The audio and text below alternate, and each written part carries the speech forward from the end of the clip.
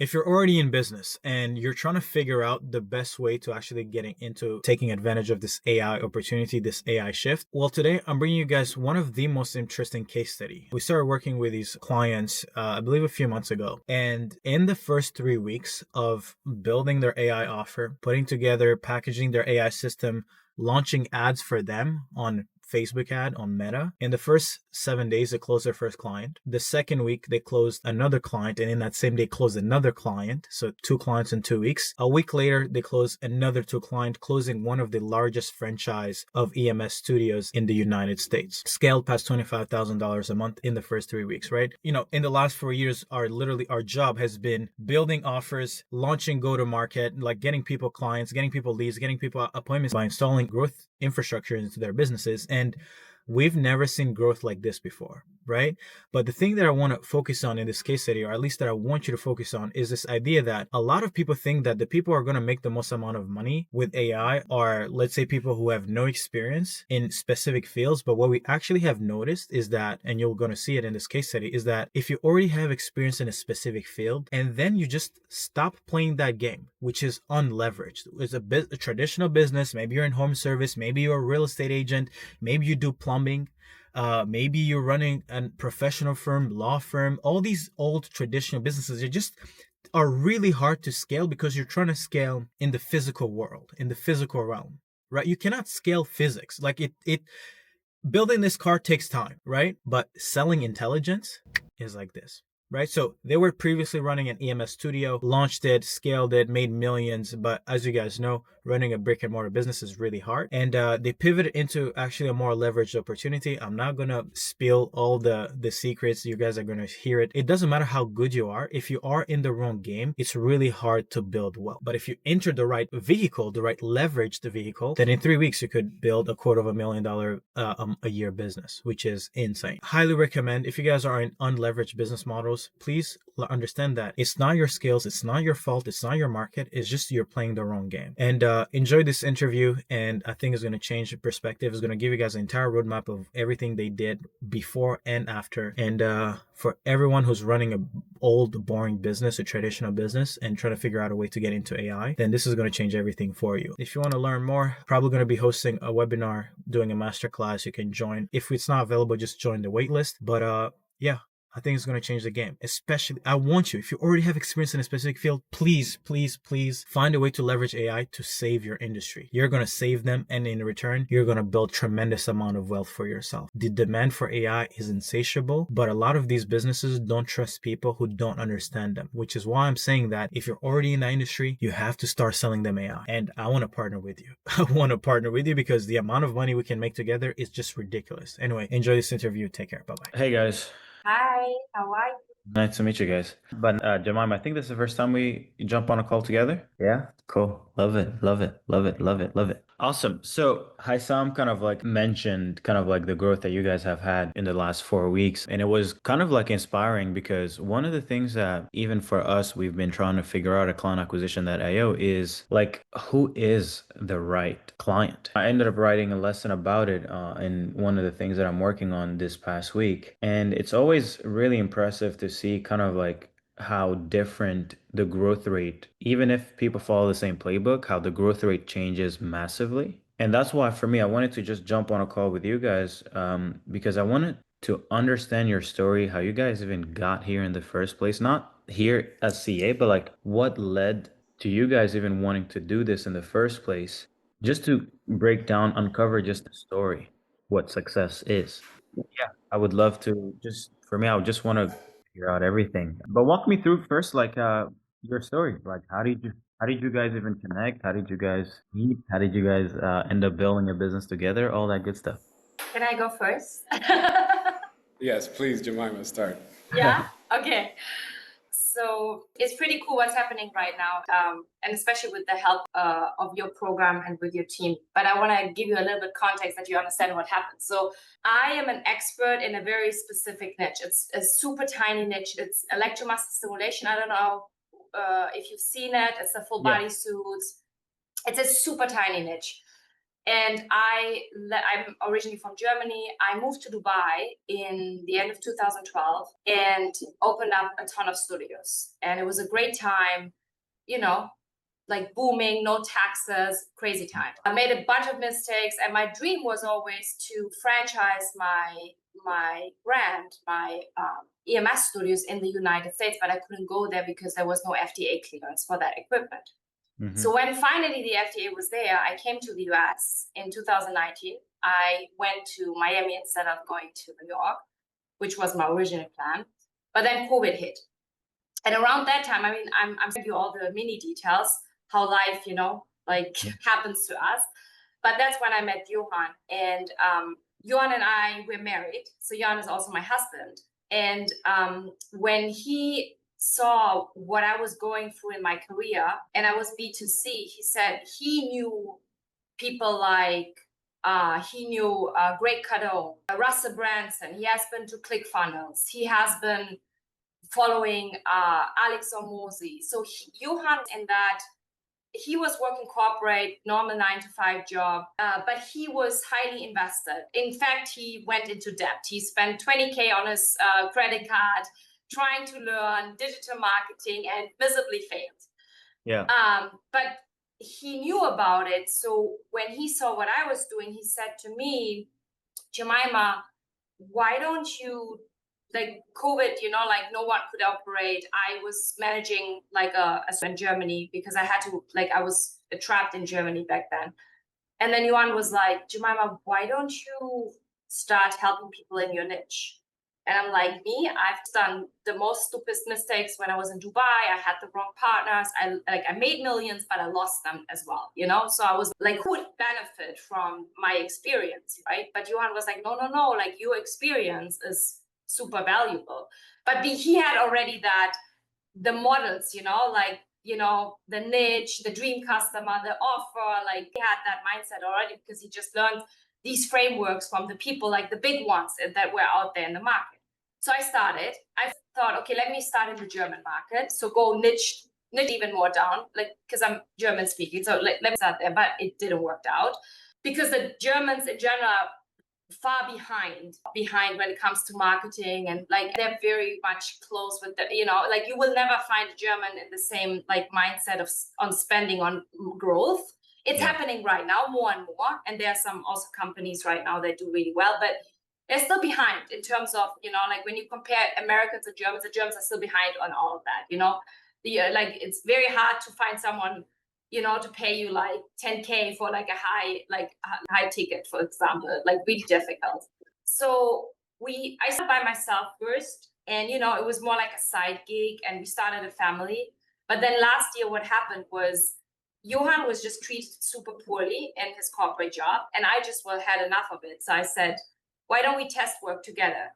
Like, let's just try to do some organic, approach on Instagram. I was growing my Instagram account meanwhile. Yeah. And I had a couple of customers. I had a few like high ticket customers, but nothing like crazy. Yeah. And we also had a son in the meantime as well. So Johan was like, okay, let's together. So we went organically. Johan did some outreach, and we signed up in 2 days 3 customers, one in Australia, one in the UK, and one in, I think, the US.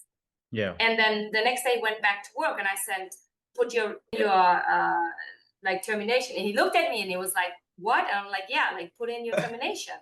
He's like, no, we need savings. I'm like, no, we don't. Like if you sign up 3 customers, you working together 2 days, and imagine you have the full month time of it. So we did it, and it worked really well. So we went 6 figures, which was amazing in this first year, like together. That was really cool. So definitely the right step to do. But then last year we were like seeing that the coaching and consulting was not enough, that our locations, they need CRM. So we started, integrating for Go High Level, and just integrating like more tech and more systems, because we realized, yes, we can sell to people, but they're not going to implement. And when they don't implement, they have no results. And then you don't scale yourself because you don't have case studies, because people say it's so amazing what you guys are doing, but you end right there, and it's right. So we did the CRM that helped already great. We started, campaigns and like went from more like, hey, we coach you, but you do it yourself. And then we went more to we do it for you and do it with you. Yeah. And when that whole AI thing, but AI from day one, we were not like worried about it. We jumped on it immediately. We any AI that we found, we used it from day one. I mean, I like downloaded ChatGPT the moment I saw it, and I started working with that the first day I was introduced to it, right? And I saw the benefits of it. But then we had two big problems with our customers. One big problem was they suck in lead nurturing and nobody wants to do it. And then they always like the good ones like are honest about it, the bad ones blame you for it, and it's always the lead quality. And I know we all know Meta, is hard, like it's cold leads, and Meta is just when you work with small business owners, I feel like it's even more harder because you have these huge companies and corporates, they have different budgets that they can throw at Meta, and it's just a different feel, I feel like, for small business owners. Yeah. But the other big bottleneck was like help them getting people booked in. And we were in our office and thinking, what shall we do? Should we hire, people in Mexico like that, telephone services, lead nurturing? But we felt that's really too complicated. And I think Johan was like looking for solutions and found you in that research. He was like, so Johan came to me and it was like, look at this guy, and went on your 10-hour webinar. And I was like, what is he talking about for 4 hours? Like, and, but then we were like pretty much sold on the idea, and we're like, let's do it because, I have the same belief that you shared, that, you need to give the people what they want in the right moment. And I think the first time in my career, I felt we are right there, like when we now invest in the right timing and not scared, but, moving forward. I felt that people really want a solution. And if AI is not perfect yet, but if we can start learning and playing more with that and using it and integrating that, then I think that we can't be wrong with that. It was just intuitively, I knew that people want this because they, when you give people a choice between try to learn the skill of nurturing leads, for example, or I give you a tool that does that for you, they will always go with the tool that does that for them, like always, So I felt like, especially for the people that we work in, they're in operations, so they're in studios and in EMS studios and that niche all day, and they will never even if they tell us, yeah, we're calling the leads, they don't call the leads, they just don't. So that's it. And it's really cool. And I think the biggest success we had working with you guys was we worked until last month 100% organic. We never run a campaign for ourselves. We run campaigns for our customers. We never had done any paid campaign for ourselves. I tried a couple of times, but because our niche is so freaking tiny, it was so depressing. But this time, what we did, we extended it to wellness clinics. And I think that was the move that made the difference. And one of the biggest franchises in the US reached out to us. So we not only got we not only got conversion, but I think what was the biggest win for us is that we got our foot into the door of the biggest franchise actually in the world for EMS. And normally you don't get in there because they do their own marketing, they control everything. But because now the franchisees are so frustrated because the franchisor is messing up so hard and they don't care about it. They use them as their marketing tool. They use the studios as their own marketing tool, make them look super shiny, but they don't do anything for their franchisees, and their concept is broken. I know this as an industry expert that the system is a complete broken system, will never be profitable. And the investors, they lose $800,000, $1 million, and after 2 years, they cut their losses and they're out. So right now we come in and we fix it for them. And this is I think the biggest opportunity we ever had so far in our career. It's a little bit scary too, because it's now on us. But, it's like a luxury. It's like a good problem to have right now because we get paid right now for the headache. And it's a huge dream come true where we're at right now. Yeah. I love it. I mean, you just went through the whole story. I love it. I love it. Um, One thing that I think would be really good is to unpack kind of like, because I think you guys are in a position, right? So a lot of we have there's of groups of people taking advantage of the AI kind of like shift. There's a person who's just getting in and being like, oh, well, AI is the opportunity to make money. So let me just try to make money with AI. And they maybe learn automations, they maybe more go the tactical route. But you guys are in it from the perspective of you start from what you guys dealt with and the failures that you guys experienced. Because the thing that makes you guys so like valuable for the market that you guys are going after is because you experience the pain that they feel.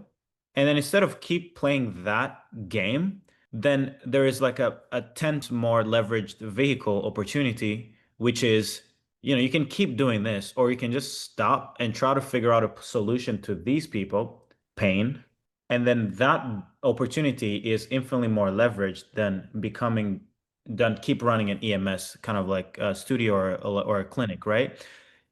And for me, that is one of the, I mean, for me, even my own life, like I think even if you look at my own case study, it's like, yes, I started an agency, technically a service business, and the failure that I faced there, I didn't necessarily make, scale my business from keep doing that. I stopped it, figure out, well, what's broken with this business. And then from figuring out the solution and selling it to people just like myself, then created tremendous amount of value for them and a tremendous amount of wealth for me. So I want you guys to talk about that realization because John, you were in the marketing space and you kind of like were aware of this opportunity. But like Jemima, like when, and maybe you guys can kind of like share your perspective. When, because so John tells you about this opportunity, but when did you realize that like it was a more leveraged path than, because you could have just learned more marketing and done it for yourself and just gone again and started these AMS with better marketing. But why did you not do that? So I'll just give my 2 cents and just a little more context. So at the same time, Jemima and I had been talking about how small our niche is and the total addressable market, right? And we do have seen a blend, and we have this one. It's a therapy doctor. They consider themselves a wellness clinic, and they one of our best clients, and they don't complain too much, right? So that I think really so that was kind of there was in there. Then Yeah. when I went upon, so I'm like, okay, how can we increase our total addressable market? Because for me, it was like starting to get, because again, organically, we were reaching out to all the EMS studios that we find, and it's just like, and the leads are the same leads, and it's different angles, right? So then, yeah, it was the opportunity to like run paid ads, but then it was just like, man, we're after again this small tiny niche. Like, Yeah. what can we do to change? And that's where I started just doing research, and that's kind of where I stumble upon you, right?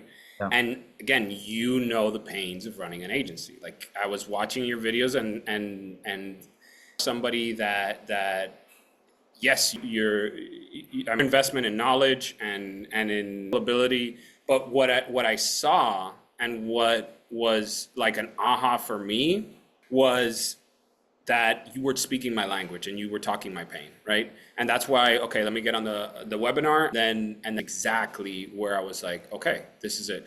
We have the philosophy that we've always invested to grow, and every time we invest, we realize that growth opportunity, that there's people who do it, learn and do it, and can manage their own experience.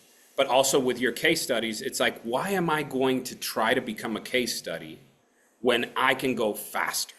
And I need to, I know, and where, again, just the experience being in your program, and Jemima and I have said it, that yes, it's been our best month since we ever, right? We sold, I think it's total of like $25,000 total, and we collected half of that up front. But the biggest shift was our mindset, where how being in your program, understanding that, yes, there's so many bells, and you talked about it, there's so much noise with AI, but there isn't a way to tangibly insert it and make it accessible and leverage for business owners. And that's what you talked about. And that was like, man, this guy gets it. Yeah. And about just like another tool, and it's like, oh my goodness, that's exactly what we need to do. And how you talk more of an infrastructure, more of a, and I love some of the videos where you get so many haters on the technical side that, you know, that they're like, they love hating on you because I don't know if they don't see you as a technical person. They're like, I don't know what I'm talking about. Exactly. So they love hating on you, but then you give the concept of like, this is how you leverage it and you make money. And it's like, like you unlocked that formula and gave us that aha. And it's just like why Heisem was like saying like, okay, you're charging 5K because we wanted to get the case studies in, but it's like, now charge 8K and 10K. And it's like, the value is there. Like, and that's why when you guys talked about like the and you gave that offer, like I knew that we were getting a discount, because the that your program gave us, that your team gave us, that you guys have given us, it's priceless. Yeah. It's like, we know that this is what's going to take us to 7 figures. I mean, 100%. That's why, like, I try to tell people so much, and you guys are in a special position because I didn't necessarily have to sell you on the fact that, because we focus on specific problems in business, which is like, you know, businesses right now are struggling with, they don't know what to sell, how to get the attention, how to then turn that attention into conversions.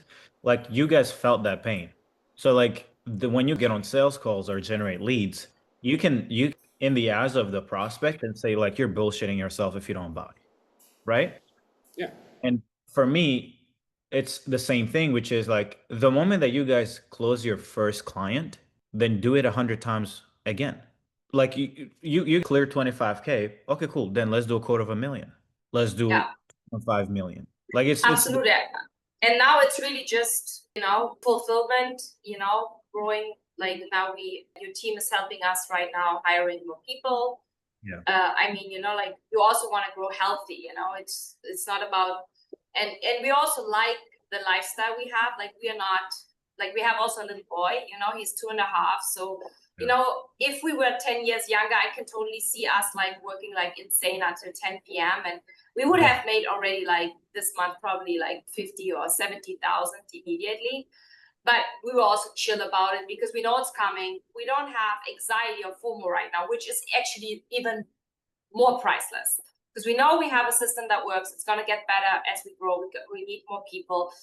Like we also like, because of where we are in our life, because of our age and our family and how we live and how we want to live, it's also about, okay, how can we not only grow, but buy back time immediately? So because you see, I had already my days where I would work 7 days a week and work 16 hours a day. I don't have to go back there. You know what I mean?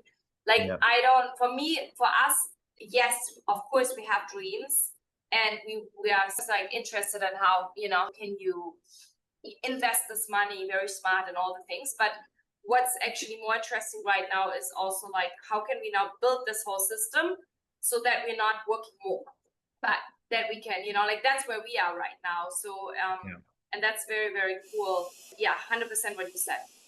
Yeah. Well, and Mike told us like, hey, ask Serge, and I really appreciate you coming on and talking to us, Serge, and that's something that I actually wanted to ask you about, because I know that there was that moment for you where you stopped, you restructured completely, and then skyrocketed growth. So, and I'm sure that through that growth, you've seen the pains and how to do it right. And at least from my perspective, it really seems like you have several things that I would love your insight on, which is like hiring A players, growing like a healthy growth, and then what are the kind of like what are the levers or the focus that we should take in this moment, right? Like the path has changed, and it's like, where should we put our attention now? Yeah. And not, obviously mistakes are going to happen, but like my wife said, we're both 40 and we want to seven figures, but at the same time, and I think that's another thing that resonated with me, and I could be wrong, but you tell me, that you like quality of life. Yep. And you understand that perspective, and I don't see like, and that's just something else that I resonated with some people, that it's just like the work is their life, and resonate with us, you know? So Yeah, we don't want to become Alex and Layla. what's her name? Layla. Like, no, listen, there's nothing negative you can say about it, but we learned, all of us learned so much from people that, you know, like treaded and it's funny because Johan, by the way, was like, should we go to Las Vegas? And then we gave the money to you, which we're very happy about that. We didn't give Alex and didn't go to Vegas. But you see, yeah, like it's very different when, you know, some people, money is everything for them. And for us, it's like, it's more the game. We want to learn, like, you know, like we know money comes and all that stuff, but we are not like, you know, like we're not 20 and the only goal we have is to make as much money as possible, you know, and we don't care if we eat or sleep, you know. Yeah, I think that's a great question. And I think this brings up the next kind of like thing that I've been working. So I've spent a lot of my time in this past few months, especially after because I had to stop doing webinars because we just were getting way too many clients. And I realized that unfortunately, even this current phase you guys are in, it's still a service business. So the bigger you guys get, the bigger you guys are going to be needed in the organization. And I've done that a million times. Like in this, as I build client acquisition.io, one of the things that I always try to do is like, how do I make it inevitable for clients not to see result? And the only traditional path where you could do that is you would need to do things for them. So as an example, we would realize that like, oh, let's launch this new acquisition channel because it's working for these clients. And let's launch a cold email department. Let's launch a media buying department. Let's launch a systems integration department. And I did all those things, but every time I would build them, even though I was getting my clients more value, my life would get shittier. I'd be like, okay, I'm making less money every month. Cool, clients are happier, but I'm not happy. So therefore, I don't excited to help them, right?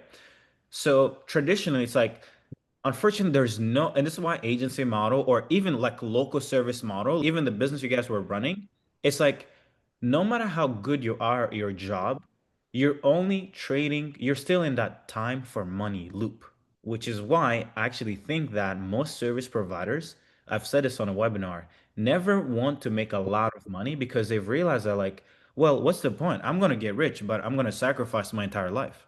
So like that's not in that people want to trade, right? So this past months, one of the things that I've been working on, and I don't know if you guys were jumped on one of my calls, but AI is actually for the first time going to be solving this problem because a few weeks ago, maybe last month, I was like, hey guys, like, what if we actually built a platform that does what we do for clients? Because at the end of the day, like intelligence is now free, right? You could codify what you guys do. And in like 1 week, an engineer on our team rolled up an app that you get onboarded. It looks at your background, it looks at your resources, it looks at your timeline of success. Like, do you want to go all in? You just want to go slow and compound? Do you then what's your background? And then suggest like, hey, based on your background, we think these markets is the best markets to go after. Also, this market is dealing with this gap. Here's a system that solves that gap. Do you want us to build your offer? You click yes, I want to go with this market. Then it builds the offer for you. Then once you agree with the offer, then you send it to all the asset creator agent, the VSL, the funnel builder, the sales asset, the script, the everything. And that was, well, perfect. the moment that you guys, like right now, what you guys have validated is you guys have validated demand, you guys are validating fulfillment integration. If I was in your shoes, I wouldn't even want to scale the business past 50K, 100K personally, because you guys are just, it's like you have this opportunity to make money without doing anything, but you're still doing the work for money. So as soon as you guys lock in your lifestyle and you guys make enough profit where you guys are saving money, compounding money, and you guys can throw money at anything, then I want you guys to stop focusing on working for money.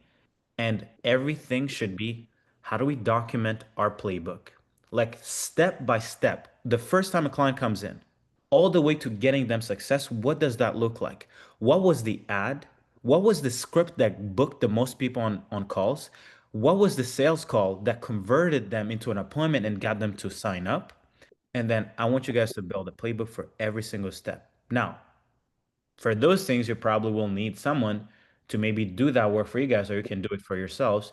And then, okay, an engineer using Cursor, code a little app real quick, and then your business becomes an AI platform that your specific niche.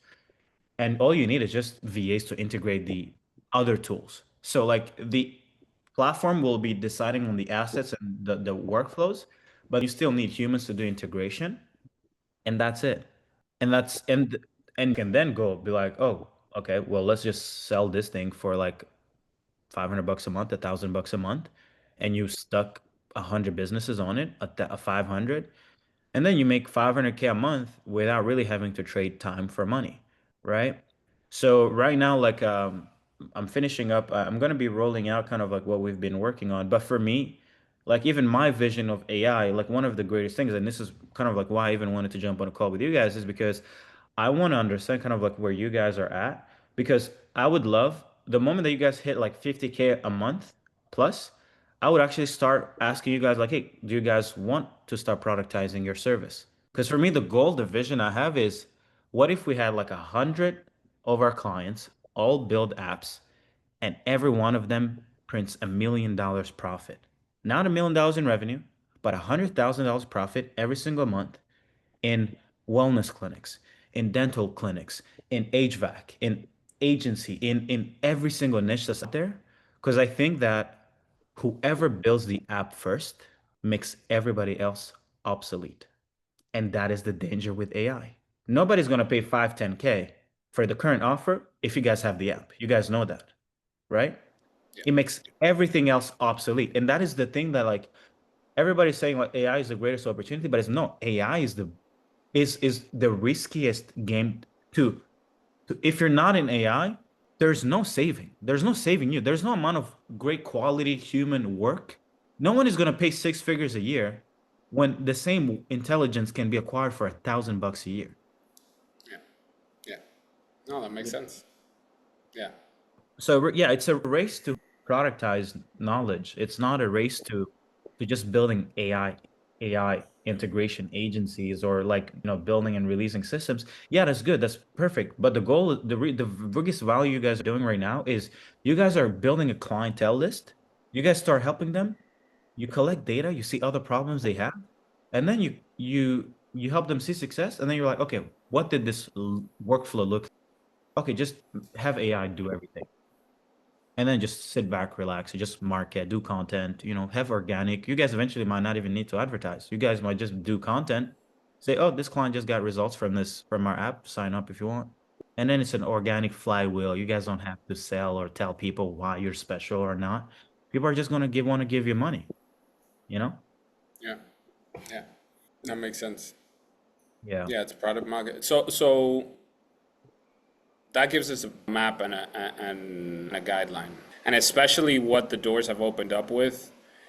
And once we get that, I mean, case study with these specific franchisees, because what kind of like opened up our eyes, where these franchisees, they paid $800,000 for a broken system.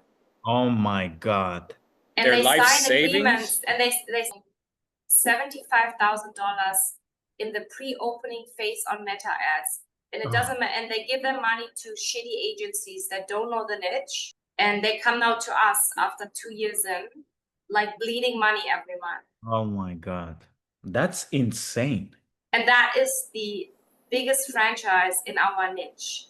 And what's crazy is that the people still love the product. They still believe, like, and the, you know, because the product is amazing, like electromuscle stimulation, and it hasn't yet had his, you know, like Yeah.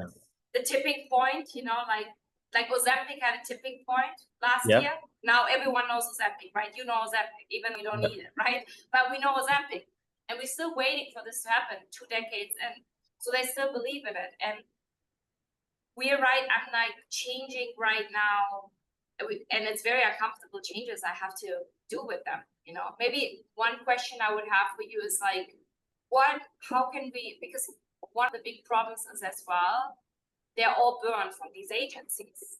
So, you know, and they do stupid campaigns, you know, like promoting EMS in a market nobody knows what EMS is.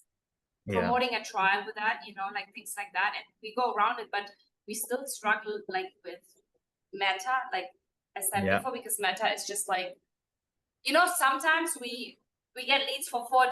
They're signing up immediately, like transformation challenges, and they make their return on invest like us, like immediately. And it's Yeah. super cool for us.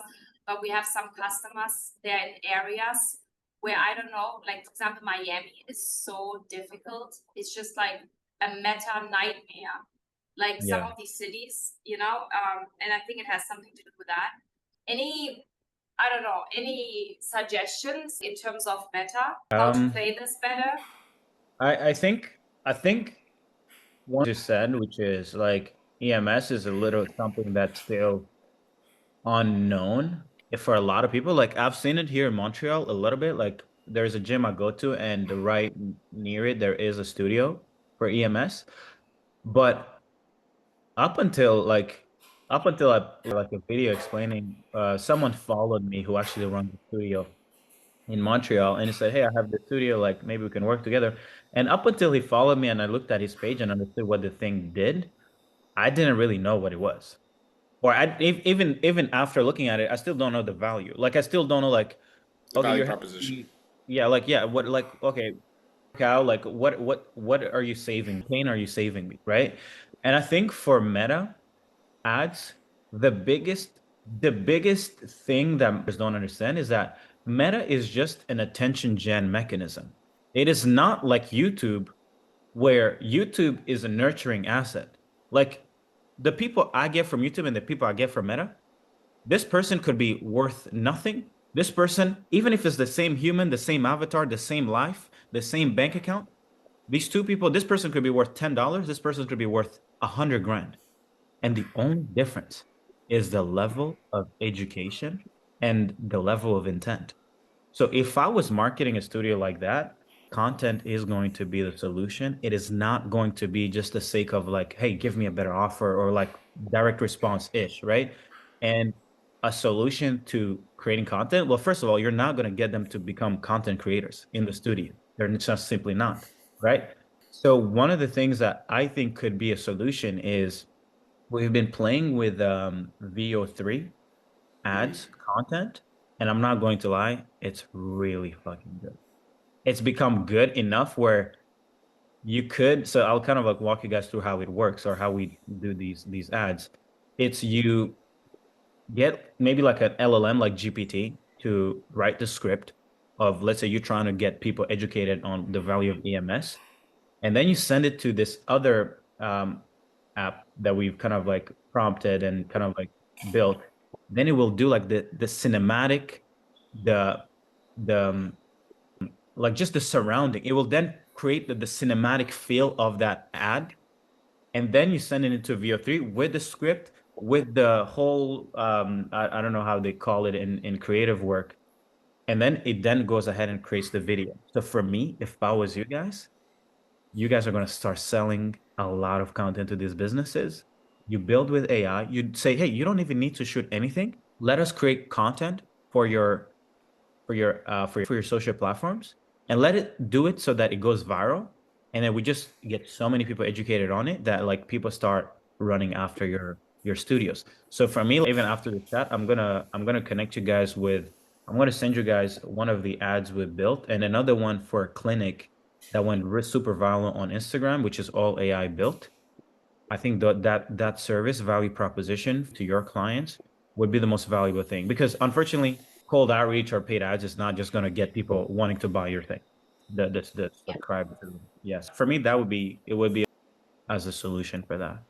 But one question I had for you, you guys just said something which is super important, and I know a lot of the people that we attract are people kind of like in the agency space, but there's this new thing that we've started seeing within our client pool. Clients like you guys who have experience within the niche that you guys are actually selling to, uh, just simply end up having an easier time making money. And I'll explain. And I want to get feedback from you guys. The people that you guys sold to have already been burned. So why did they trust you guys with money? That has always been the thing. Like, you guys could have been not even knowing what you guys are selling, but the people would have still trusted you, right? In a world where they don't trust marketers anymore. So one of the things that I've been thinking about is the right playbook to more people like you guys who were operators and then went and sold the growth playbook to themselves. Like, the niche becomes you instead of the niche is another business that like you don't know about. Like, what do you guys think about that? Because that's kind of like, imagine you guys were just going in and you guys didn't have the EMS experience and the built studios and have it work, have it fail, see everything that they deal with. Do you guys think you guys would have the same success that you guys are seeing, or at least the ease? I think one reason why our conversion is really high once I get them on the call is because I have authority. I launched the book in April. Last year I invested in like a book, but not, not like we went to that event. It's another system called Seven Figure Agency in the US. I don't know if you know these people. And Yeah. we were just invited by a friend, and they said, "Oh, just write a book in like a week with AI." And I know you can write books with AI, but you have other problems if you do so. But I really invested 30K in a really high program, which was so worth it because I worked with people like David Hay, who's a coach, Will Smith, like really how to do story, right?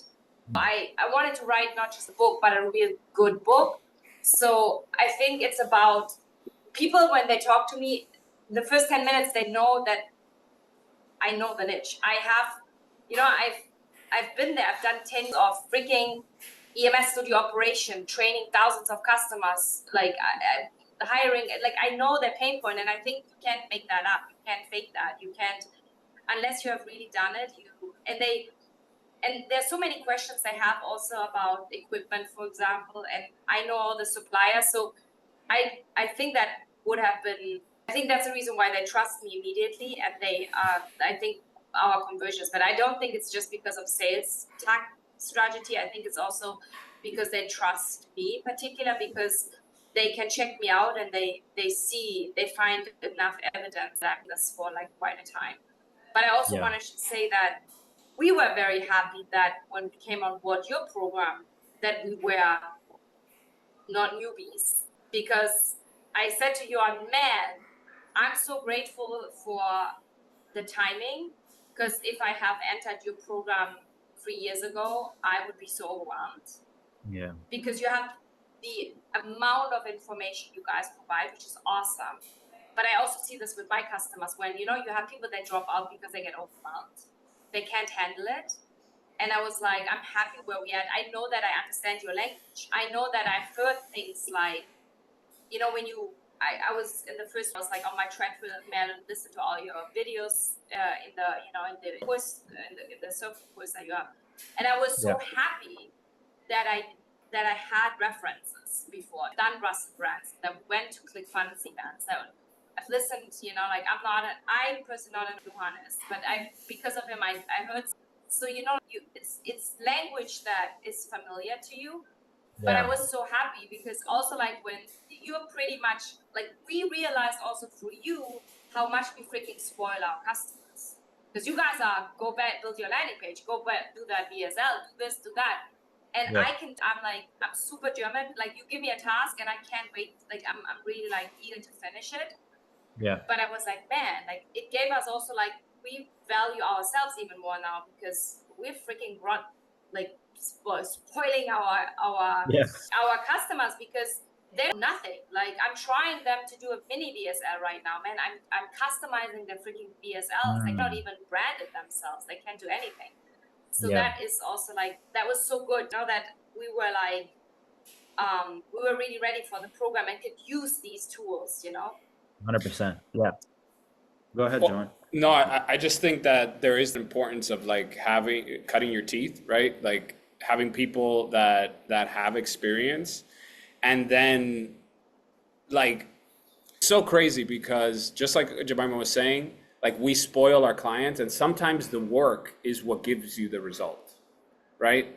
Like you can do, I know that you guys can fulfill certain things for us, but if we're like, you guys can set up the campaign and do the creatives, but if we don't have a video of us in person doing that, then it's just like, Yeah. it gives you a perspective that's different. It's like, I need to start, like I have to manage the campaign because I won't lessen if I don't do it. 100%. 100%. I think there's, and this is something I've realized is like over the last, because at some point we went to such a drastic kind of like do things and implement everything for clients, and we realized that like the more we do, the less successful they become. Yes. Yeah, yeah. And That's exactly what I realized. And right now I'm like, I mean, and it's not easy to find that middle because you heard these things over deliver, right? We all heard it, you know, over deliver. I mean, Russ was always like you just need to put more in the offer stack, put more stuff. yeah, That, but when you, it's like with my son, you know, if I always hold the spoon for him, he's never gonna learn how to eat. He needs to learn how to eat himself. Like, and I think right now I'm like really, like I'm already looking at our Airtable or ClickUp or whatever it is, where all the stuff is in. I'm already thinking what I'm taking out because I have the designer. I can tell her, and you know, she cost me nothing, quote. So I can tell her, hey, customize it for them. But I'm already like, no, we do a brand, like we do a template where it's written your logo here, and you do it yourself because you need to make yourself familiar with the tools that you're using because otherwise you don't understand the tools, you know? yeah, It's 100%. so true. I think that was also like important for us, you know, that that's a big one as well, big learning. Yeah, even the way that like I've been kind of like a lot of time working on AI, you know, prompt engineering, doing a lot of these custom kind of like logic in these. And the first thing is like I realized that like, and people have started doing these research where they've actually started like looking at the impact of using a Copilot, a ChatGPT, and they realize that like the more AI thinks for you, it actually is. So people don't get to learn to think, and people don't learn to acquire the skill of just, you know, of just being able to come up with great ideas on their own and solving problems. And the way that I've started kind of like building AI is do something, but tell someone why you did something so they understand the back end behind the reasoning behind it.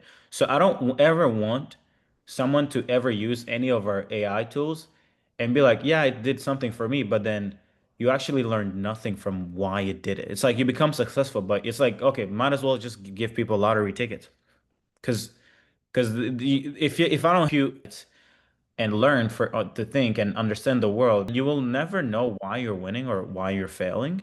So it's really a dangerous balance between, I know everybody wants everything done for them and they think they want that. And I guess, you know, if you want to do an offer and have a good offer, but if you want to impact people's life, it's the unsexy thing. It's the sit down, listen to something, learn something, like do it, fail, like, you know, launch an ad, see that leads are hard to get to show up. Like, oh, perfect. So what should you do then? Oh, okay, cool. Oh, get on 10, 20 sales calls, realize that you're not closing. Oh, people don't trust you, right? Listen to this podcast, understand, oh, if I had experience in this market, people would just throw money at me. Okay, cool, perfect. Well, how can I apply it in my business, right? Things like that. But you guys said something really great, which is like, and this is something that we've kind of like wrestled with, which is you guys had a good kind of like foundational layer, which then made the value of our service, a program, 10 times more valuable. If you guys came in and you guys had knew nothing and had never faced the pain, or at least didn't do the reps to deserve to see the lesson, we would have actually been a bad experience for you guys because it would have been overwhelming. Like, do this. Why do I have to do this? Like, oh my God, I have to do what happens? But because you guys see how this impacts every step of the way. And it's like, oh, this is perfect. Yeah, absolutely. I'm So gonna I'm gonna jump off because I have to pick up our son, but I think Jemima might have one or two questions. But Serge, man, thank you, dude. Thank you, thank you, thank appreciate you, and I you. appreciate you. No, I appreciate you guys so much. But maybe we kind of like wrap it up. If let's say, Jemima, if you were to kind of like give yourself advice, let's say like go back three years ago, 5 years, maybe before you get started on this path, or maybe the you who's I would like to give for you to give you advice to the you before you launched your EMS studios, and then the you who was about to maybe Before B2C, yeah. Before B2B, like what is it something that you would have loved to learn earlier on before B2C. and even after? So because there is the before B2C and then there's you leaving the B2C or at least taking a pause on that. There's two stages. You saw the opportunity of EMS studios. If you knew then, would have made you 10 times more successful with that studio. And then flip to you starting this journey that you're on, knowing what you know now, how would you have achieved 10x the success 10 times faster to both people? I mean, the simplest is don't do it yourself. Freaking invest in people, like in Mm. programs like this. B2C, like the first, I went to Anthony Robbins in Okay. 2010 when I opened my first studio, and that was a big one for me. I learned so much on this event. I wanted to leave the first day because I'm like, I'm not hiring 10 people I don't know. I was like, what is this American hire and fire thing here? I don't want to do it. I want my money back. But that was mentally a shift. But it's really like, don't do it yourself. Just don't do it. So many people still have this belief, I need to do it myself. I need to figure Yep. this out myself. This mindset of like, they think, oh, I don't have money. I don't get it. Put it on your literally. I'm really very conservative with money. I never spend what I don't have. But Yeah. when it comes to this, if you need to put it on your credit card in order to get help with this, it's worth it, because if you do it by yourself, it's going to take you 10 years longer to do that. And that's why, like, I didn't know that you're from Canada. I don't know why. I always thought you're from the UK. But my first B2B customers in Canada is a super young guy, started training people in his basement, and I saved him 10 years. And he Mm. bought his Tesla and his first house within a year. I was working Wow. like this was the first person I sold a high ticket to. I sold him like a 10K upfront, and he did it. And he opened 3 studios, and they are super profitable because he went right away from, instead of training people one-on-one, to train people 1 to 7. So this dude makes like $500-600 per session because he has like a Wow. private group. And when I realized, but he had the mentality, he knew already that if he invested in someone like me, having done this for years and trying to figure it out by myself, I would have, he knew that. He was very good mindset. So why Yeah. he did it. And that gave me confidence because I was like, whoa, I'm saving this guy literally 10 years. He's buying his Yeah. house not with 30, he's buying his house with 20. Insane. Wow. So I think it doesn't matter before B2C and B2B, but don't do it yourself. Get help, especially for the entrepreneurship and the marketing. Because when I look at your program and all the other programs that I've done and my own program, right, that we develop, it's not just marketing. It's like entrepreneurship. It's a mindset shift. Yeah. Learning how to be an entrepreneur, literally, and taking yourself out of, in the business, because when you do these programs, it's kind of like you look at not only look from your perspective being inside the business, but you have to step out, look at the business outside of the business. Yeah. And that's, I think, what makes you save so many years and helps you scale up way faster than someone does that. Someone takes them 10 years to figure it out, and we can figure this out within a month.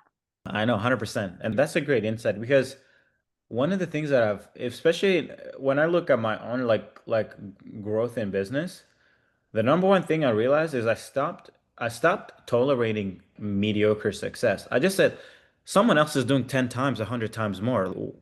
Why do I keep struggling at this layer? there is something that I don't know yet that they know, but so many people think that they can keep failing their way to success. But that doesn't work. You're just going to fail more. Failure leads to more failure. If you don't realize that, like, you could actually avoid failure because someone else is doing better in the same niche, in the same service. So something you don't know.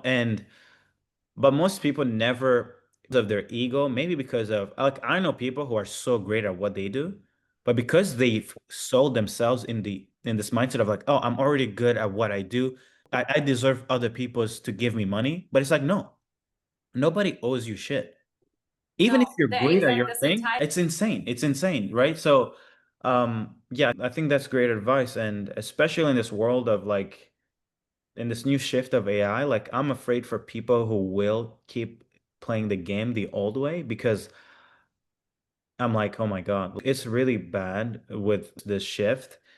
And I think anybody who doesn't have the mindset of there is things that I don't know, and if I don't get better fast, it's obsolescence. It's not like, it's not even like you're gonna be average. No, you're actually gonna be not needed. Yeah. So yeah. And not being so, if I would talk to myself as I hate, like, don't be so reluctant to get help. In my industry, there's no one. But you know, Yeah. like I learned from so many. I went to San Diego from Dubai and did the Leadership Academy with Tony Robbins. You know, like I picked from different things to learn the skills. And I got screwed over by people in Dubai learning something from the US and then selling us the stuff, and they haven't figured it out. So I learned Yeah. from, you know, like, and I could have avoided it by just like having more trust in myself that I can learn these things. I think that's Mhm. also something that, hey, you can learn these things. I never thought I would be able to learn so much digital stuff. And today I work completely in the digital work. And in the beginning, I was like, I was hating it because I thought I would never be able to do this because I come from literally training people, you know, like practically, like doing lunches, Yeah. not sitting on the desktop. But I have one question. I know, like, I want to be super mindful of your time, Serge, but just one question. Who did inspire you the most? What was your kickoff? What was the one catapulted you the most into this scene? So I'll answer your question. I'll give you names, but I think I want to use the last thing you just used to answer your question. I'm now the type of person who has invested a lot of money into services programs. Well, I think one of the things that allowed me to kind of like grow and excel in what I did was I trusted myself that I could go learn stuff and execute, and I did not need anybody's permission to skip levels, right? So there's three layers to growth. It's either you can pay someone to help you, or you could just allow yourself to realize like you're enough to just watch them do things and just do what they do. So for me, I think the number one lesson was if I'm seeing this person make 300 grand a month and I'm making 30K per month, I'm gonna put 30K a month on the side. I'm gonna be like, I'm gonna learn how to make 300K per month. I'm gonna allow myself to go be bigger. So that was lesson number one. So that was like for me, I think regardless of whether today, tomorrow, like as the world changes, the most valuable thing is allow yourself to be confident in your ability to figure it out, even if no one else has figured it out, right? And then a lot of people who have influenced me, I think the first person who really helped me out, I think was because I was going through a lot of courses, agencies, like even Sam Ovens stuff. Sam Ovens really changed my mindset. He had really great training material around mindset and entrepreneurship and could break down how the world works. Then sales, I think Nick Cosman taught me a lot about outreach and the importance of just brute force. People will never give you money if you don't get their attention, right? And then I think learning to do one-to-many sales was also something that changes everything, right? Instead of doing like the one-to-one selling on sales calls, maybe doing things like doing content, doing webinars. I think that's also changed everything for me. But really spending also a lot of time listening to investors really changes a lot. Understanding why, what's the value, how do markets work, how do you build durable companies instead of just making quick money, short-term money. So I do a lot of studying of like just old businesses, Coca-Cola, McKinsey, like telecom companies, really weird businesses that have nothing to do with what I do, but just to understand how to position myself for success. Because the one thing is for sure, what we're doing today may change, may not be valuable tomorrow. So the greatest skill of business is understanding how to position yourself to be forever valuable for the world. Not just for like AI is good, but let's say like 2 years ago, I was looking at TikTok as it was emerging and then eventually short form content. And in every shift, we made a whole lot of money because my business is not client acquisition. It's like, how do you grow in any shift? Mm-hmm. So like Mm-hmm. understanding that was really valuable for me, if that makes sense. Totally. Yeah. Thank you so much. I could talk to you. Would have so much more question, but I also have a follow-up call, but I really appreciate you taking the time. Of course. No, thank you guys. And then again, like I said, let's get to 50K a month. Let's scale that. Mm-hmm. And then for me, I want to support you guys in productizing, like let's go dominate the entire niche, but in a way. We're down. We're so Let's do down it. to do that. Yeah, Let's do it. let's Yeah, do I'm this. excited. I'm excited. Thank you guys. Thank you again. And then tell John, thank you so much. And congrats on your success, guys. It's really sick. Thank you. Yeah. Appreciate it. Bye-bye. Talk to you soon. Bye-bye.